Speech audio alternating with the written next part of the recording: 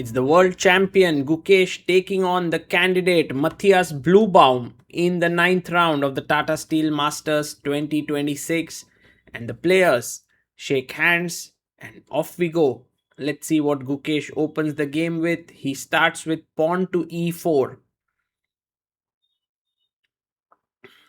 e5 played. Every time a candidate plays against the world champion, we can imagine maybe this could be the future world championship match. Okay, you have to win the candidates though, which is no easy task. But Matthias Bluebaum has been showing that he can actually beat the best in the business. Pawn to d3. Now, the reason why Gukesh has chosen this opening bishop c4 and d3 is to avoid Bluebaum's Petrov defense. Pawn to c6, angling for a quick d5. Knight comes out to f3, attacking the pawn here on e5. You attack the bishop can simply drop back. And now, very important, you can't take here because of knight g5 and white is better. So Bluebaum gives a check. And you can play bishop d2. You can even push c3. Gukesh goes pawn to c3. And now he brings back his bishop to d6, defending the e5 pawn. He takes on d5 and c takes d5 taken. Black has a very strong center here, but white will try to put some pressure on it with rook e1, bishop g5. Black also quickly castles here. Bluebaum is in his preparation. Bishop comes to g5, pinning the knight, threatening to take the pawn on d5. So bishop e6. And now pawn to c4. This is all preparation by Gukesh. And Bluebaum can take the pawn, but he decides to be more principled and pushes the pawn to d4. We have knight coming to d2. There's also this move c5, which is more popular, trying to put pressure on e5. And because knight d2 is played, you could see Bluebaum taking a bit of time to get his thoughts together. And now rook e1 played, pressurizing the e5 point. And bishop comes to f5. Now hitting the pawn on d3. I think for Gukesh, a good move now could be c5 or bishop a4. But he goes knight e4. This is not a good move, because this gives black a clear way to get at least an equal position, but even the preferable position. And you can see Bluebaum's face. He's a bit surprised with Gukesh's choice, because what you do now is you take on e4. And what Gukesh doesn't want to do ever is take back with the pawn, because that would give black a protected passer. So he takes with the rook. The knight can't take the rook because the bishop can take the queen. But you just simply ask this question to the bishop by playing h6. And that's exactly what Matthias has done. He asks a question to the bishop. Where are you going, my friend? The bishop cannot go back, because then g5 and you lose the rook here. So instead he takes, queen takes f6. Very good move, because the knight can now move to c5. Big pressure here. Gukesh comes back, and you can feel it that the bishop on b3 is just completely out of the game, right? Knight comes to c5, attacking the bishop and the pawn. The queen can move away. f5 and e4 on the cards. He goes bishop c2. And now one of the ideas is b4. So a5 makes a lot of sense to stop b4. The knight is now very solidly placed on this square. We have knight d2, which is a good move. He plays it. Knight comes to d2. And maybe you just want to trade knights. Like once you trade the knights, opposite colored bishop position should be possible to hold. He goes bishop c7. And I think Gukesh must try and get his knight to e4.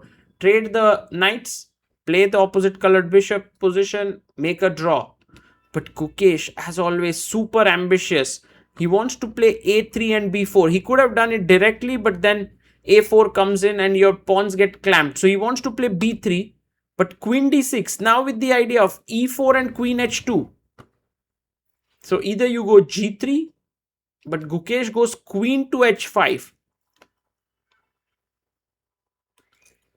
He defends the h2 pawn with his queen, and f5 played by Bluebaum. It's like black's position is simply flowing. Everything is just working really, really well. Rook goes to d1. And now knight to f3 to put pressure on e5 could be an idea. It goes rook a e8. Protecting the pawn. Knight comes to f3. The pawn is a bit soft. Also remember that if the queen moves, knight takes d4 could be a tactic with ed4 and the rook hanging from both sides. He goes queen f6. And look at Matthias's trap. If you play knight d4, he just wants to play g6 and then pick up the knight. Very smart. So Gukesh goes a3. Gukesh still has the plan of b4 on his mind. And an excellent move, knight e6 played here by Bluebaum. He's coming knight f4. The queen on h5 can get trapped potentially. So knight d2 a good move, because imagine if you get g5, g4, the queen even can't go back. So knight d2 and now bishop d6 attacking the pawn on a3.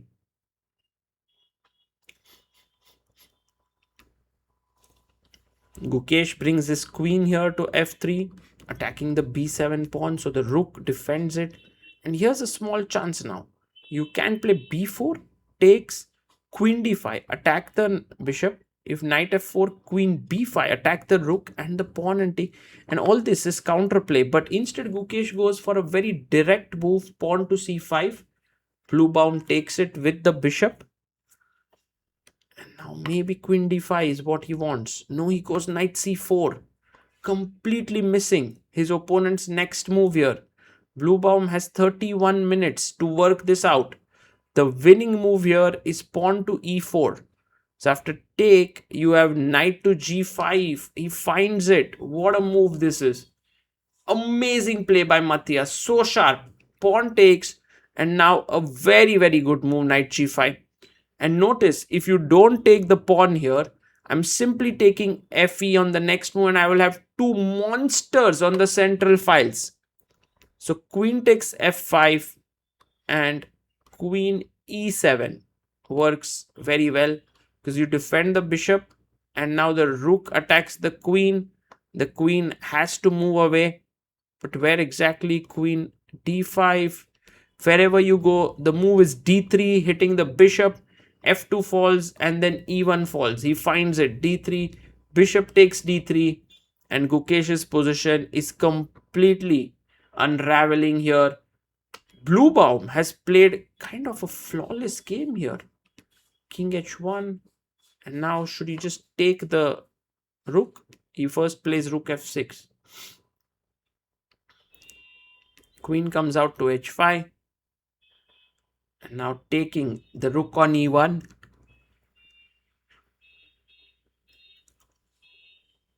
Rook takes e1. And pawn to b5. Very nice move here. Attacking the knight. Knight takes the pawn. And there are so many ways to win this position now. The b5 pawn is hanging. So one of the moves is queen e5. He plays rook f8. And if bishop takes b5, then knight e4 should be winning the game. He plays h4. And queen e5. What a move. Oh, Matthias showing his class here. And this move just shows what a confident calculator Matthias is. He's winning, but he's ready to sack a piece. Like if you take here, rook h6 coming with queen here and the rook on f-file. So he goes rook g1 and queen g3 played. And everything is losing now. Rook f4, rook h4 coming in. And the knight on a5 is out of the game. Matthias is completely winning. Gukesh resigns. An incredible win for Matthias Bluebaum, showing that he is ready for the candidates tournament.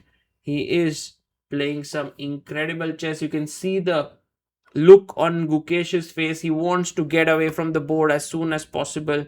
He hasn't played well, but Bluebaum beating Vincent Keymer here and Gukesh, and that's just incredible, the way he is played in this tournament. Let's see how well this tournament helps him also in the candidates. Pretty sure that this youngster from Germany is going through the best patch of chess in his life.